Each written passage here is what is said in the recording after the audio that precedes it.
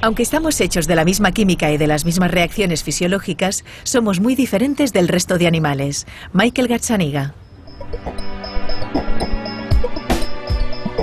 Antes de aceptar que todos los seres vivos venimos del mismo antepasado común, el ser humano se creía único entre las criaturas del planeta, alentado sobre todo por la influencia de dogmas y religiones.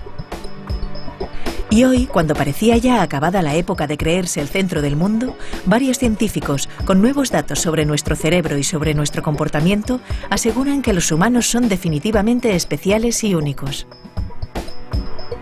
Michael Gazzaniga, abanderado de estas ideas, nos hace un recorrido esta semana en redes por las diferencias más llamativas con el resto de animales.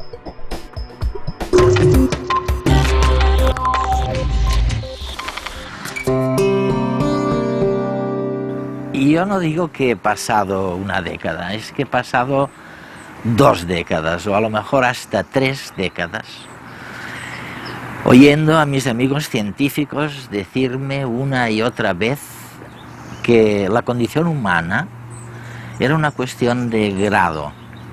O sea que con relación al resto de los animales es verdad que nos habíamos diferenciado, pero que nos habíamos diferenciado por algo, y decían, pues a lo mejor es el tamaño del cerebro. Luego, cuando se vio que eso no era verdad, dijeron, bueno, pues a lo mejor ha sido gracias al lenguaje. Luego se dice, bueno, no, tampoco, porque hay otros animales que hacen algo parecido. Bueno, total, que se iban desmoronando una tras otra las barreras que nos separaban del resto de los animales. Pero resulta que el gran neurólogo Gazzaniga nos dice ahora, nos dices que somos únicos y que realmente no es una cuestión de grado. Me refiero a nuestra diferencia con el resto de los animales. En primer lugar, ¿es verdad? ¿Sigues creyendo esto? Aunque la mitad de la comunidad científica todavía no lo acepte. Y luego, si suponemos que es cierto lo que dices, que tienes razón, ¿cuáles son los motivos que explican tu cambio? Sí que somos únicos. Nunca verás a una rata disfrutando de un partido de béisbol, ni a un par de chimpancés pilotando un avión.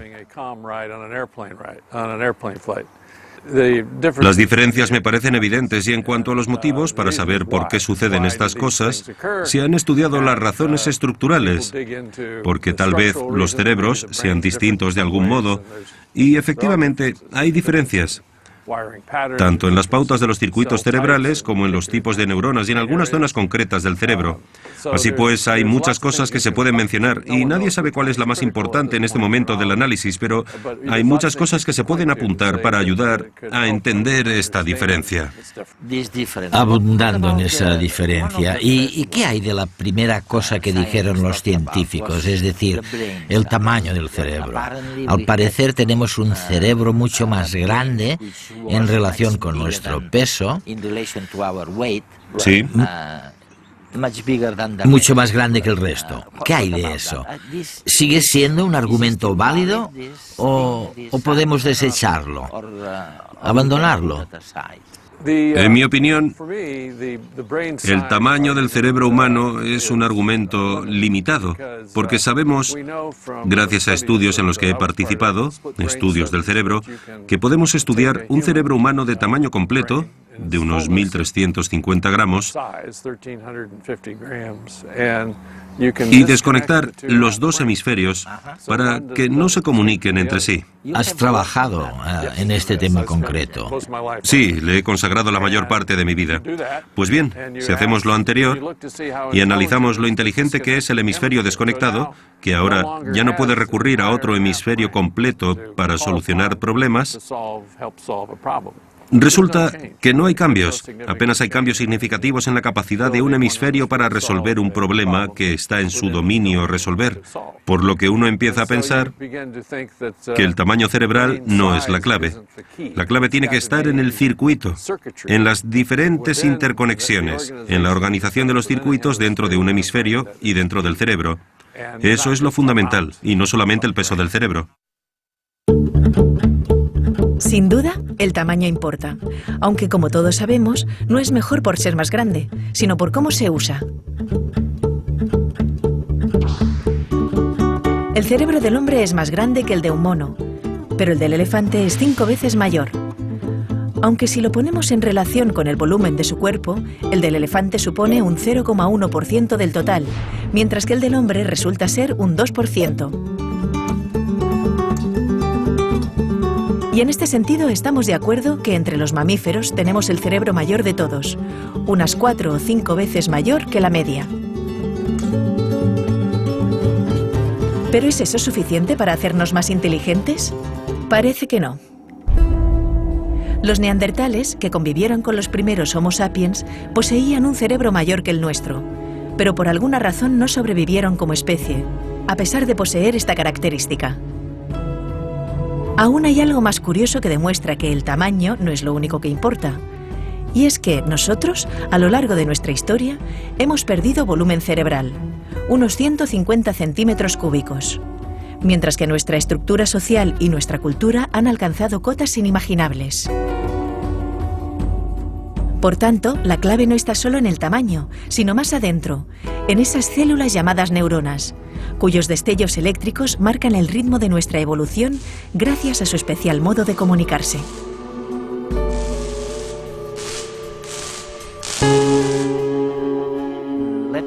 Pasemos a otro argumento que se ha utilizado también. Y es que no solamente nosotros podemos hablar y comunicarnos, porque los animales también tienen una especie de lenguaje. ¿Qué crees? ¿Ya no podemos utilizar el lenguaje como un rasgo que nos diferencia del resto realmente? Los animales tienen habilidades comunicativas que se conocen bien y se han estudiado. Tienen maneras de advertir a otros animales de un grupo social sobre qué hay que hacer en determinada circunstancia. Pero la complejidad del lenguaje humano no tiene parangón, ni siquiera entre los chimpancés. Nuestra capacidad de habla completa, que implica la posibilidad de subordinar frases y utilizar metáforas, no se asemeja a nada existente en el mundo animal.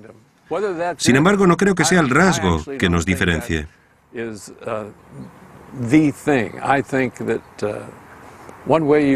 Una manera de constatarlo es estudiar un enfermo de Alzheimer, un paciente con... Alzheimer, sí. Sí, con demencia. Veremos que hablan bien, pero que si luego ponemos a prueba su capacidad cognitiva, ahí sí que tienen carencias. Por tanto, los sistemas cerebrales que permiten una cognición fácil y fluida, y que todos los humanos tenemos, parecen tener lugar en otros sistemas independientes del lenguaje. Porque el Alzheimer parece atacar estas operaciones cognitivas, pero no el lenguaje en sí mismo. Otra cosa, otro pilar que se ha desmoronado y que ya no tenemos, es el siguiente. Durante muchos años, durante muchas décadas, me decían que éramos diferentes porque podíamos construir cosas. ¿Sabes? Se suponía que esa era la diferencia. Pero luego observé con mis propios ojos cómo un primatólogo, un científico amigo, me mostraba que los chimpancés pueden utilizar una especie de zapatos o zapatillas y un paraguas para protegerse de la lluvia. Y me dijo, ¿lo ves? Ellos también pueden construir herramientas. Siempre podemos encontrar ejemplos en los que un animal que es capaz de hacer algo o de usar una herramienta, y luego nosotros al mirarlo generalizamos. Claro, eso significa que utilizan herramientas para todo. El chimpancé puede cascar una nuez, eso lo sabemos, se ha estudiado y se ha observado. Pero generalizar esas habilidades a otros dominios, en los que resultan útiles las herramientas, ya es otra cosa. ¿Por qué no se generaliza a otros dominios? Otro ejemplo reseñable es el del célebre psicólogo David Premack, que ha demostrado que un chimpancé puede abrir una nuez con una roca. Sí. Tenemos a una hembra haciéndolo, y su cría está sentada ante ella. Pues la madre no hará ningún intento de enseñárselo a la cría. A la cría. Otra diferencia entre nosotros y los chimpancés parece ser que ellos no lo enseñan. No hay ningún instinto de enseñárselo a las crías para que lo aprendan. Es otra gran diferencia. Lo que pasa es que es muy fácil entrar en Google y ver un montón de ejemplos en animales que parecen emparentados con nosotros, pero bingo, en los seres humanos la cosa se dispara porque nosotros tomamos esas características y las aplicamos a todo tipo de situaciones.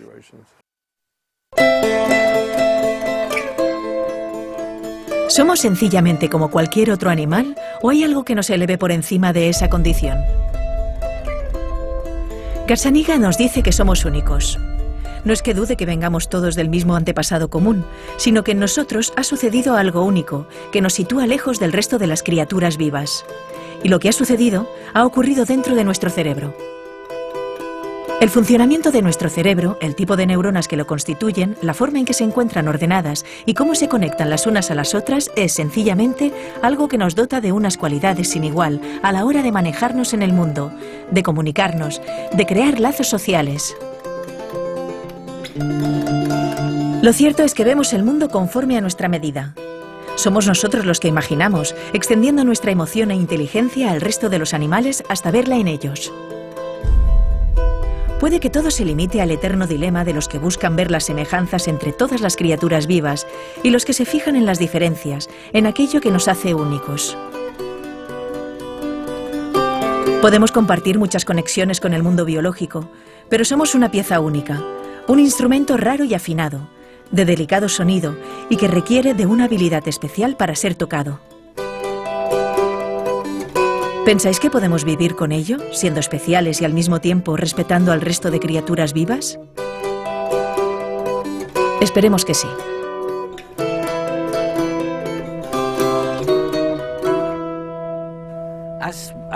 Claro, vayamos ahora un paso más allá, hacia la socialización del ser humano, donde puede que se halle parte de la respuesta a la pregunta sobre si somos únicos o no lo somos. Se han estudiado los grupos humanos y al parecer nos sentimos cómodos y podemos gestionar unas 150 personas a nuestro alrededor. Exacto.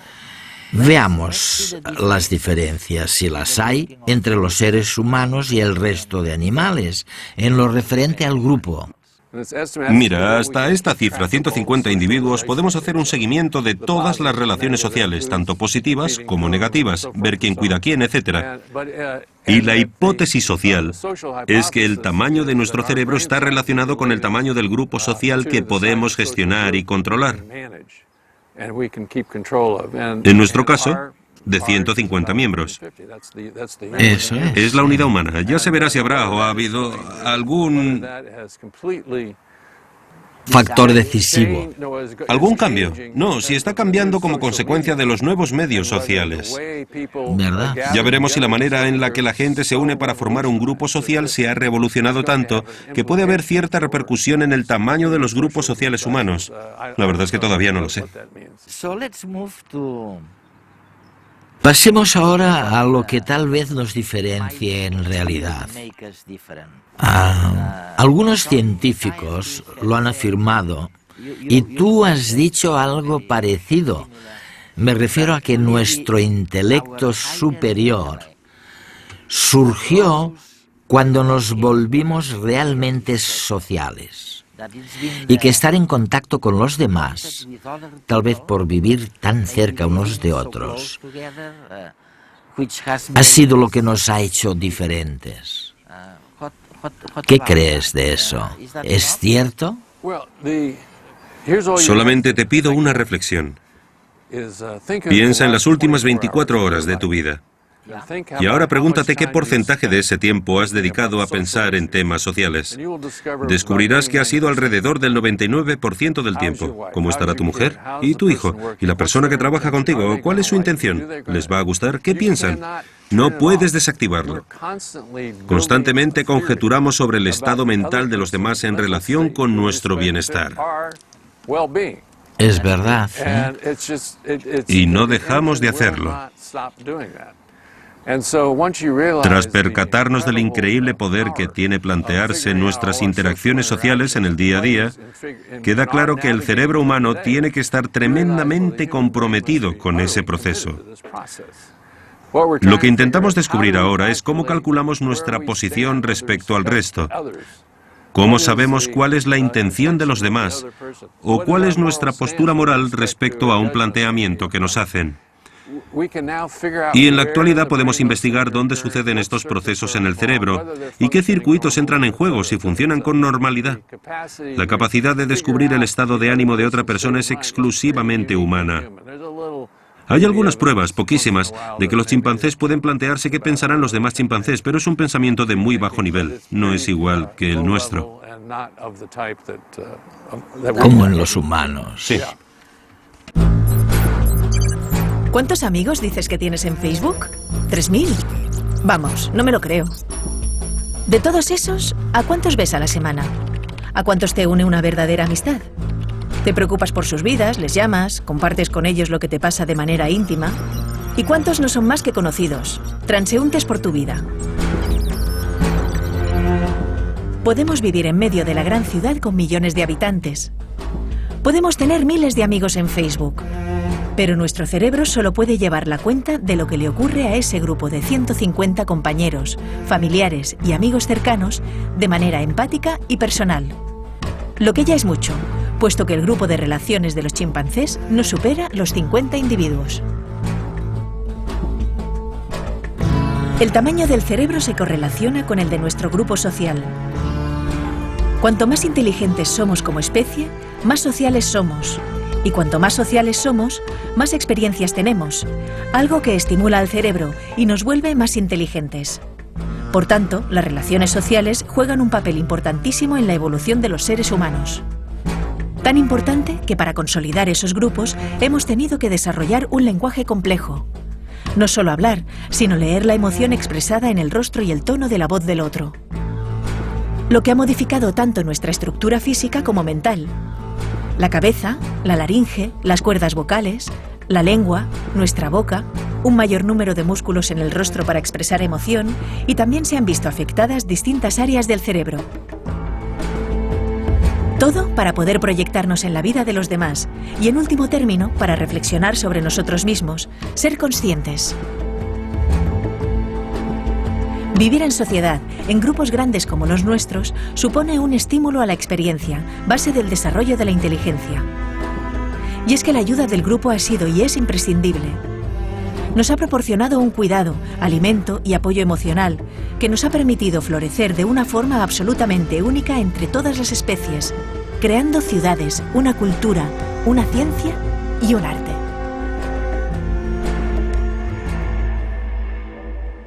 Otro argumento que he escuchado, incluso mucho antes de que tú explicaras tan bien por qué somos únicos, es que los humanos somos los únicos seres artísticos, que el resto de los animales no tiene el arte como nosotros, no lo siente.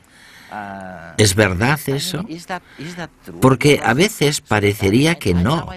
Me viene a la cabeza ahora un pájaro, no recuerdo cuál, creo que era en Australia o Nueva Zelanda. Era un pájaro que construía una especie de alfombra con flores, una alfombra preciosísima para recibir a su pareja, me parece recordar. Y podría pensarse que tiene cierto sentido artístico.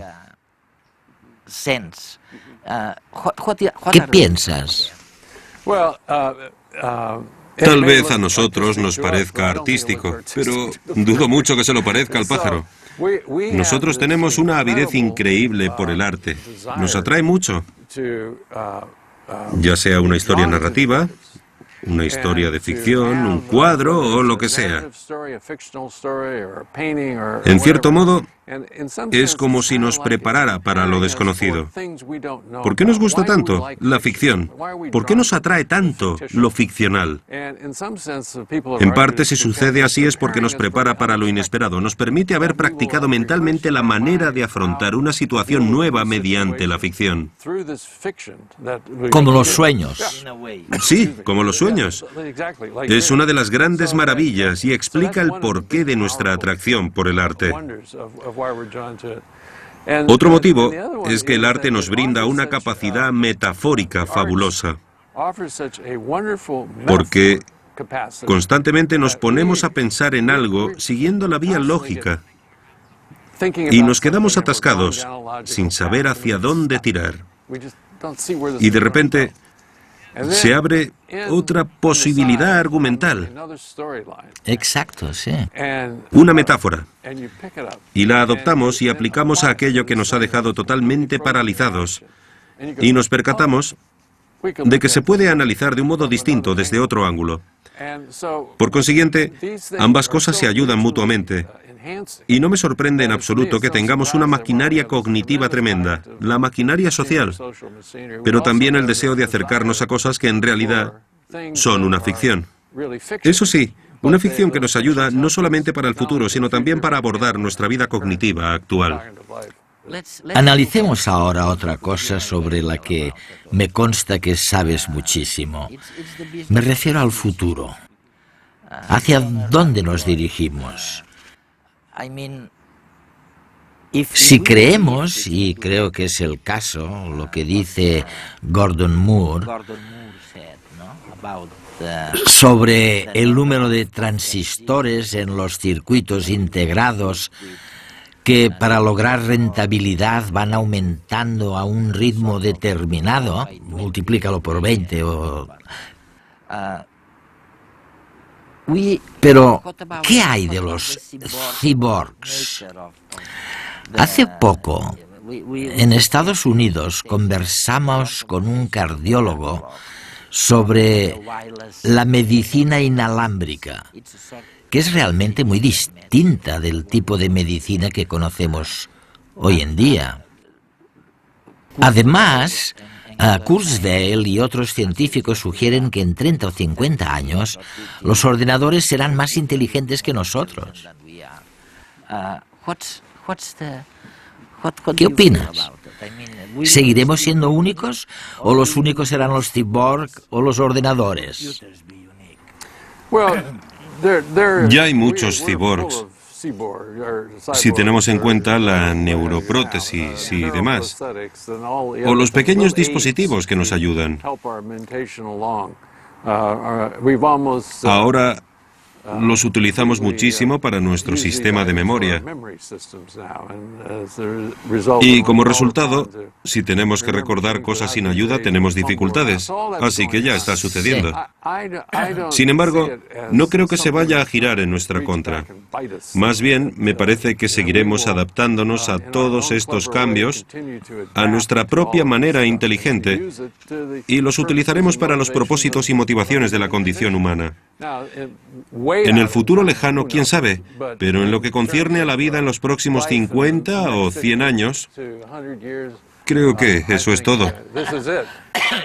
Lo que cambiará, y está cambiando, es nuestra idea sobre quiénes somos. Ahí sí que tenemos que estar atentos. Organizamos nuestra sociedad en función de lo que creemos, que es el ser humano. Sí. Y a medida que eso cambie, con nuevas exigencias y varios tipos de ética, con una nueva constatación de que quizá eso es todo, que vivimos en un mundo secular y somos productos de la evolución, a medida que estas ideas vayan cuajando, no en las generaciones mayores, porque ellos están tan aferrados a sus convicciones que pueden rechazar los nuevos descubrimientos e ignorarlos. Pero la generación que viene sí que es plenamente consciente de todo y se siente cómoda con ideas que a tus padres y a los míos les habrían horrorizado. A medida que todo esto vaya pasando, veremos que será necesario empezar a apreciar nuevas cosas sobre la condición humana y convencerse de que eso es lo que hace que la vida merezca la pena. La noción de que estamos aquí simplemente como preámbulo de otra vida desaparecerá. Eso sí que se acabará en los próximos 100 años.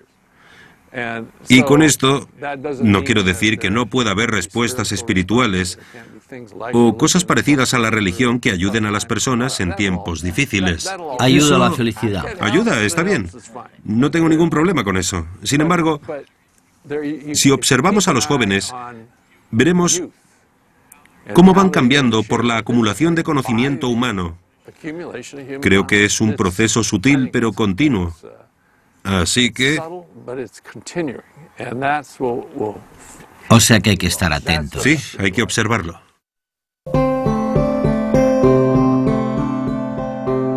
Hollywood se ha hecho famoso en todo el mundo porque supo presentar o representar en ciencia ficción relatos que se habían imaginado. Y la imaginación, aunque parezca extraño, no podemos contar con ella los humanos hasta hace unos 30 o 40 mil años. Es cuando la gente empieza a imaginar justamente lo que su interlocutor está pensando en el momento en que dos personas están hablando. El arte realmente es muy difícil saber su origen. Yo se lo he preguntado a cantidad de científicos, entre ellos a Gazzaniga, aquí en Los Ángeles. Le he dicho, oiga, ¿en qué momento cree usted que nace el arte? ¿Y el arte es algo único de los humanos o el resto de los animales? También pueden ser en un momento determinado artistas. Lo único que sabemos con certeza es que el arte, esta expresión única de los humanos, tiene con toda probabilidad un basamento biológico. Lo que cambiará y está cambiando es nuestra idea sobre quiénes somos. Michael Gazzaniga.